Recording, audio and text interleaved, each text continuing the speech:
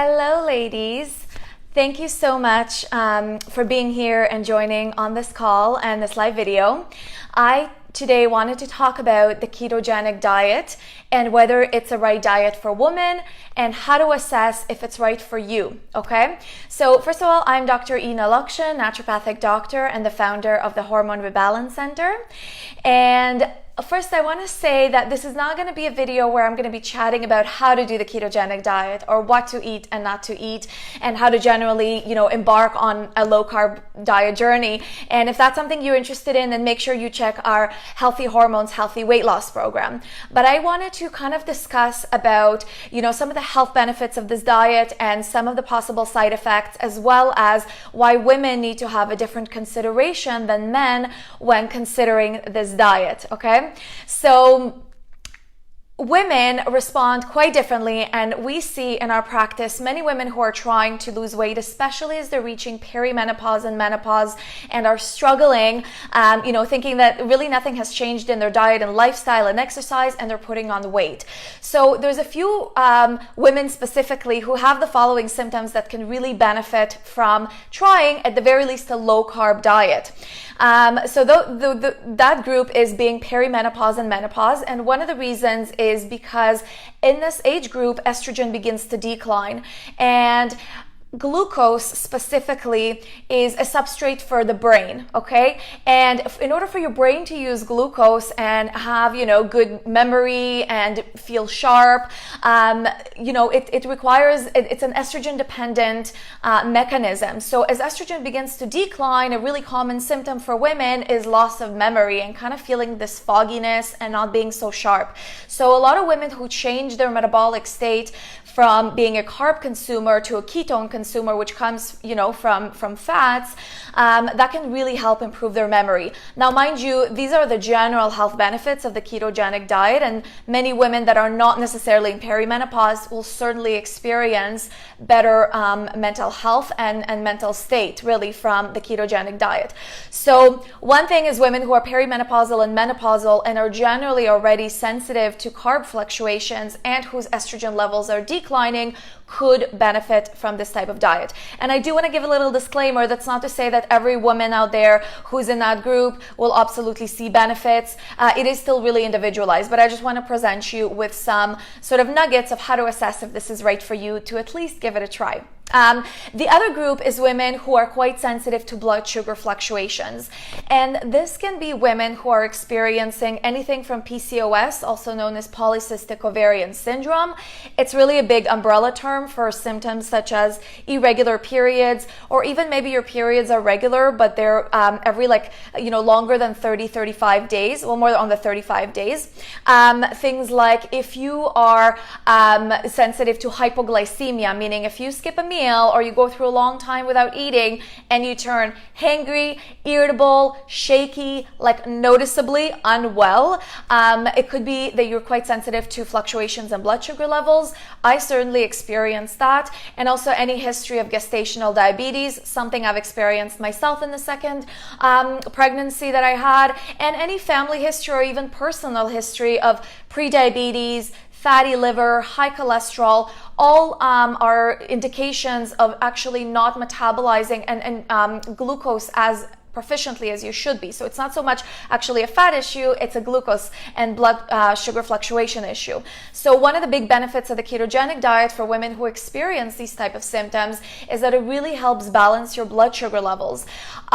We see in our practice women with PCOS, and honestly, they respond the best to a low carb lifestyle. And I've seen periods come back to normal within 1 month. Women who experience periods every 40 days, every 45 days can really get their cycles back on track with just dietary interventions. It doesn't even need to get so fancy, with a lot of supplements. So PCOS, blood sugar, imbalance, and women who have declining estrogen may benefit from this type of diet, and not to mention women who experience weight gain around the midsection, because this is an indication of blood sugar dysregulation. Okay, so if this is for you, you can certainly give it a try. Again, as I mentioned, this is not a video to discuss how to do it or what the right foods are and specific macronutrients. If this is a topic of interest, I would love to do a separate video just for that. So make sure you write in the chat if this is something you may want to hear me talk about. And again, you're also welcome to check our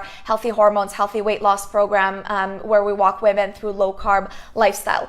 The women, however, who may want to be cautious with a ketogenic diet, what kind of symptoms you want to be mindful of? So for example, the ketogenic diet, in case you're actually not familiar, is quite a high carb, low carb diet.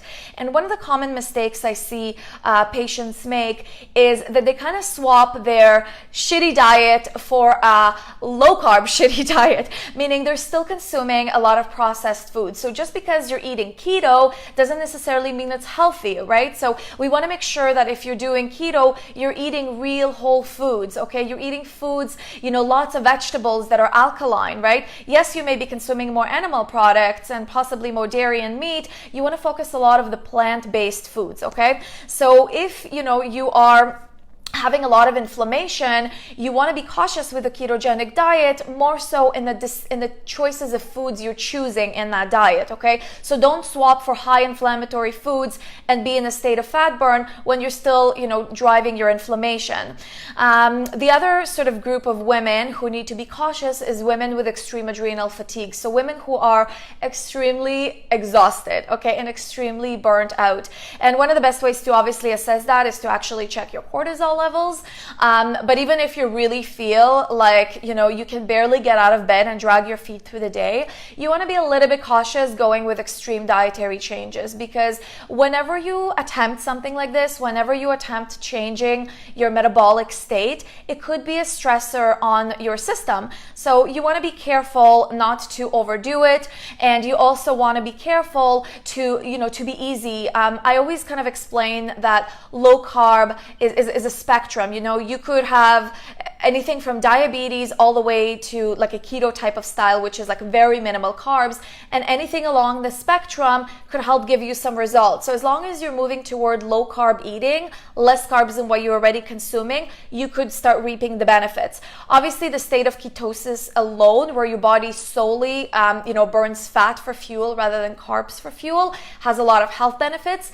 But anything along that spectrum, women can start seeing benefits. So you don't have to be also like in full-fledged keto to rip some of the benefits, okay? But other groups of women that need to be cautious with testing this out is women who already have very low estrogen levels if they're of a reproductive age. Okay, so I'm not talking about necessarily menopausal, perimenopausal, but I'm talking about things like elite athletes and women who have a history of eating disorders and who are already very slim and don't have that much body fat to lose.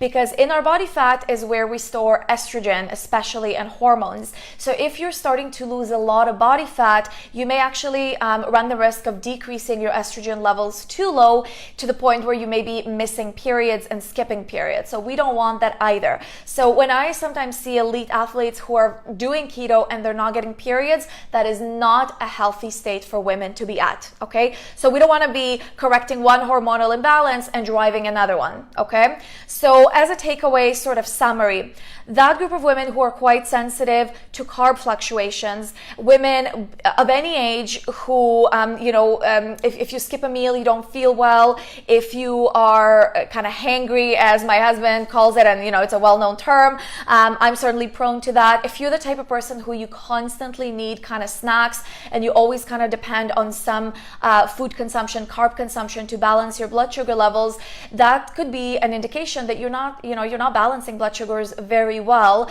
and you may actually be doing better switching to a ketogenic diet. As well as, like I mentioned, women with PCOS, irregular periods, being overweight, pre-diabetes, diabetes, and women who are entering perimenopause and menopause whose estrogen begins to decline, their brain health is not as sharp because our body needs more support, and the ketogenic diet and ketones can really support your brain health at that stage. The women who need to be cautious, okay, with the ketogenic diet are women who already have low estrogen but yet are, due to being an elite athlete. So again, not the perimenopausal, menopausal group, but women of reproductive age with low body fat and low estrogen. Driving that too low can further, can have you skipping and missing periods. We don't want that. And the women who already have, pretty severe adrenal fatigue, because this could be just a bit much for their body. So you actually, that's not to say you won't benefit from it, but you want to do it really slowly, that process. So I think I covered that. And by the way, even the ketogenic diet, if you're embarking on that, can have some short-term side effects you want to be cautious of, such as the keto flu, because your body's going to be losing water weight. You're going to be shifting your mineral levels. So some people experience at the beginning some constipation, some muscle cramping, what's called the keto flu, where you're all achy as your blood sugar levels are dropping, insulin is dropping, but your body doesn't yet know how to produce ketones. So it's kind of this in-between phase. I hope that you found this valuable, and I'd love to hear more in the chat. If you either have any specific questions I can answer while I'm doing this video live, or otherwise, if you'd like me, in future videos to address in more detail, things like how to start a ketogenic diet, what side effects, in more detail to expect, how to troubleshoot these side effects, because in our practice, we help a lot of women, individually assess what type of diet is right for you. I do find that as a rule of thumb, most women do much better on a low carb diet than not. The question is how low carb, okay? That needs to be more, specifically assessed to each woman. And I do want to say it's really frustrating for women when they see their husbands do like half the job and they lose twice the weight, but men respond really differently because their hormones are not fluctuating like ours are. So be kind to yourself. You need to understand your body, where you're at, what age you're at in your reproductive cycle and your reproductive years, how your body responds to carbs, where your estrogen levels are at, how your diet already is, what is your level of exercise. All these things are going to help dictate what level of spectrum you will do well on, from low carb all the way to keto, and how well you'll respond. And as a concluding sentence, I do also want to say that I highly encourage generally cycling. So meaning if you are on the ketogenic diet, that shouldn't be a diet forever and ever where you never eat carbs again. I encourage women to cycle through carbs, go through periods where you're in ketosis and you're burning fat, and then go through periods where you introduce some carbs. We almost want to teach the body to be really good and proficient at both metabolic states and not just have to favor one over the other, okay? So I hope you found this useful. Share it with anyone who you think would, could benefit from this information. And if you want to learn more, please make sure to reach out to us. I hope you have a wonderful weekend ahead. I'm Dr. Ina Lakshin. Bye, guys.